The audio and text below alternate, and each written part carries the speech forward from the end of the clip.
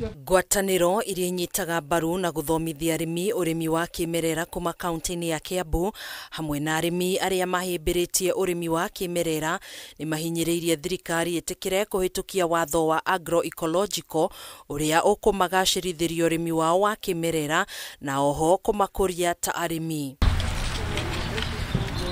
Arĩmi aya nimaugĩte watho ũyũ nĩ ũgũteithĩrĩria kũnyihia ũhũthĩri wa ndawa ndũrũ iria ihũthĩkaga kũhuhĩra mĩmera hamwe na bataraitha ndũrũ, ũndũ ũmwe na kũmateithĩrĩria kwaga kũnyitwo nĩ mĩrimũ ĩrĩa yumanaga na ũhũthĩri wa ndawa ici mĩgũnda-inĩ. Tũhote gũcenjia maũndũ marĩa tũrarĩma namo, indo iria tũrahũthĩra na kũnyihanyihia ndawa iria cianjĩtie kana irehete mĩrimũ mĩingĩ ĩrĩa tarĩ ho matukũ macio ma tene. Hiyo chakula yetu inakuwa tayari, haina chemicals na imepaliliwa mzuri, na hata wadudu wanakula chakula wanakuaga tayari wamefukuzwa na hii dawa tunatengeneza